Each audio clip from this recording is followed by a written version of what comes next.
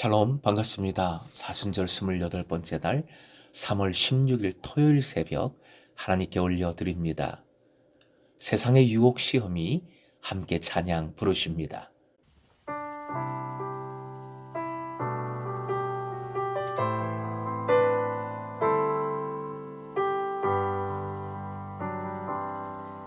세상의 유혹 시험이 내게 몰려올 때에 나의 힘으론 그것들 모두 이길 수 없네. 거대한 폭풍 가운데 위축된 나의 영혼 어찌할 바를 몰라 헤매이고 있을 때 주를 찬양 손을 들고 찬양 전쟁은 나에게 속한 것 아니니 주를 찬양 손을 들고 찬양 전쟁은 하나님께 속한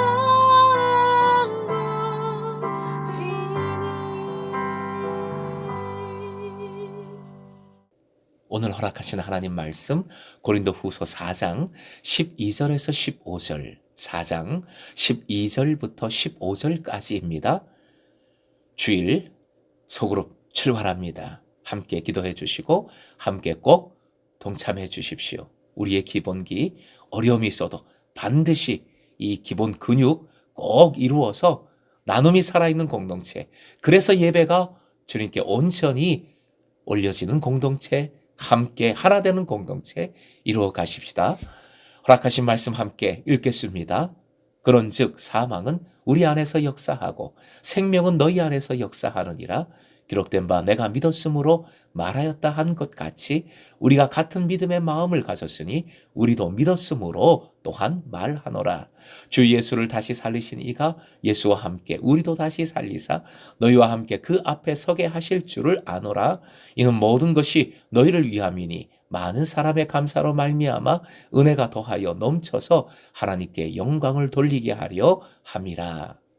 오늘의 기도 제목, 부활의 소망을 굳건히 붙들게 하소서. 부활의 소망을 굳건히 붙들게 하소서. 앞에서 부족하고 또 고난을 당하지만 사도는 복음 증거함을, 어떠한 상황에도 복음을 증거함을 역설했습니다. 이어지는 본문 첫 구절 12절에서 바울 사도는 죽음과 생명, 우리와 너희라는 이 대조적인 표현을 통하여서 복음을 전하는 사도와 복음을 전해받는 그리스도인들의 사이를, 그 관계를 설명합니다. 십자가의 소식을 전하는 사도가 항상 죽음에 내어짐으로써 그리스도인들, 특별히 고린도 교인들이죠. 고린도 교인들은 믿음으로 생명을 얻었습니다. 바울은 사도로서의 자신이 현재 겪고 있는 모진 고생을 열거하면서 이 모든 고난이 바로 예수 그리스도를 전하는 데서 온 것이며 이 고생을 통해 결과적으로 고린도 교인들이 구원을 얻었음을 강조하고 있는 것입니다. 이런 강조에는 현실적인 배경이 있지요. 아무 고생도 하지 않으면서 복음을 전한다고 고린도 교회에 들어와서 고린도 교회에 처음 복음의 씨앗을 뿌린 바울 사도의 권위를 깎아내리고 있는 바울의 적대자들과 그런 자들의 말에 유혹되어 있는, 현혹되어 있는 고린도 교회 교인들이 이 말씀의 배경이 됩니다. 13절 내가 믿는 거로 말하였다는 시편 116편의 인용문에서 중요한 것은 두 동사입니다. 믿었다와 말하였다. 이 두 동사는 서로 연관성이 큽니다. 믿음은 말하게 합니다. 믿음의 마음을 가진 자는, 믿음의 영을 가진 자는 복음을 말할 수밖에 없습니다. 또한 믿는 것과 말하는 것은 아는 것과 밀접한 관계가 있습니다. 14절은 아는 것의 내용이자 동시에 믿는 것과 말하는 것, 즉 선포의 내용이기도 합니다. 주 예수를 다시 살리신 이란 다름 아닌 하나님 자신을 가리킵니다. 바울 사도 이전 기독교 초기부터 신앙의 내용을 하나의 문장으로 전달하는 신앙 고백문들, 신앙 고정문들이 있었습니다. 그중 예수의 부활을 가리키는 내용이 전해지는 부활 고백문, 부활 고정문이 가장 오래된 것으로 추정됩니다. 이 부활 고백문에는 두 가지 종류가 있습니다. 하나는 서술문 형식인데 하나님께서 주어가 되고 예수 그리스도가 목적어가 되는 문장 형태입니다. 로마서 10장 9절 말씀을 예를 들어 함께 읽어보겠습니다. 시작. 내가 만일 내 입으로 예수를 주로 시인하며 또 하나님께서 그를 죽은 자 가운데서 살리신 것을 내 마음에 믿으면 구원을 받으리라. 즉 하나님께서 예수 그리스도를 죽은 자들 가운데서 일으키셨다 하는 형식의 고백입니다. 또 다른 하나는 하나님을 수식하는 분사구문 형태의 고백문입니다. 로마서 4장 24절이 그 예가 되는 말씀인데요. 함께 읽습니다. 의로 여기심을 받을 우리도 위함이니 곧 예수 우리 주를 죽은 자 가운데서 살리신 이를 믿는 자니라. 예수 그리스도를 죽은 자들 가운데서 살리신 이라는 고백문의 형태입니다. 이렇듯 부활의 고백은 기독교의 핵심입니다. 예배 속에서 선포되고 삶에서 고백되어진 가장 기본적인 고백이지요. 과거에 있었던 예수 그리스도의 부활은 더 이상의 부연 설명이 불필요할 정도로 분명한 하나님의 구원의 역사, 구원의 행위입니다. 즉 과거에 일어난 예수 그리스도의 부활은 미래에 있을 믿는 자들의 부활 희망에 대한 근거가 됩니다. 예수 그리스도를 다시 살리심으로 구원 행위를 시작하신 하나님께서 앞으로 예수 그리스도를 믿는 모든 이들을 다시 살리심으로 구원을 완성하실 것입니다. 예수와 함께라는 표현은 예수를 일으키심과 동시에라는 뜻이 아니라 예수를 일으키심 같이라는 뜻이지요. 예수 그리스도의 부활은 과거에 일어났고 믿는 자들의 부활은 미래에 있을 것입니다. 예수 그리스도의 재림 때에 하나님께서는 사도와 교인들을 모두 함께 일으키셔서 예수 안에서 거룩한 자로서 그들 모두를 하나님 면전에 세우실 것입니다. 15절에서 모든 것이란 모든 일인데 이런 앞에서 언급한 사도로서 행한 모든 일, 즉 믿는 것, 말하는 것, 그리고 아는 것을 모두 가리킵니다. 사도의 일은 모두 교회를 위해 일어납니다. 이런 점에서 사도와 교회는 하나를 이룹니다. 그러나 사도적 의무의 직무의 최종적 목표는 교회 자체가 아니라 하나님께 영광을 돌리는 일이지요. 하나님의 영광을 찬양하는 일입니다. 사도는 복음을 알고 믿으며 선포합니다. 그리고 그 선포를 통해 하나님의 은혜는 더욱 많은 사람들에게 미치며 믿는 이들이 많아짐에 따라 하나님의 영광을 향한 감사의 양이 더욱 풍성히 넘쳐 흐릅니다. 이 사도적 직분과 그 직분의 이러한 결과는 지금 모든 그리스도인들에게 동일하게 적용되고 실천되어져야 하는 것이지요. 사랑하는 금성의 제자 여러분, 사도의 사망과도 같은 고난은 고린도 교회 교인들을 살리는 일이 되었습니다.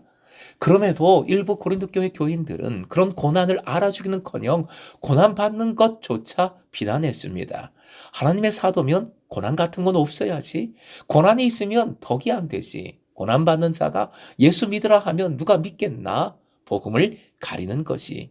이런 식의 비난을 하면서 대적자들의 겉모습에 화려한 모습에 현혹되어 바울 사도를 의심했을 것입니다.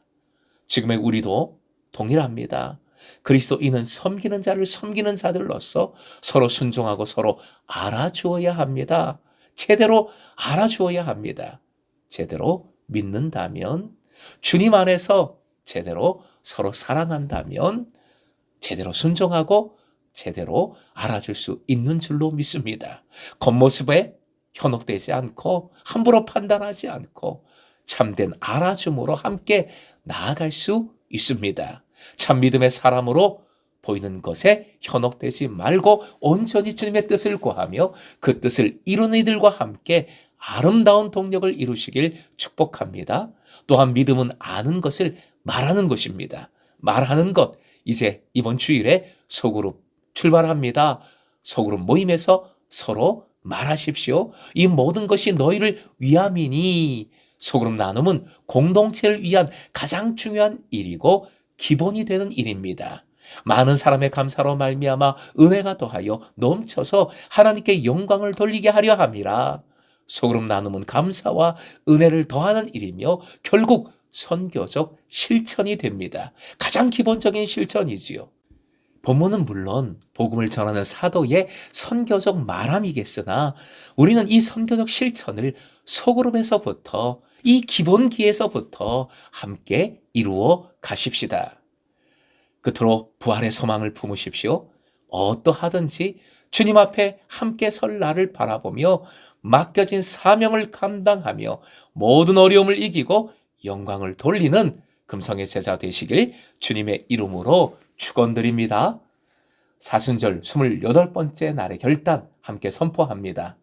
예수 그리스도의 죽음과 부활을 소망으로 삼자. 소그룹 나눔으로 내 삶과 공동체를 세워가자. 아멘.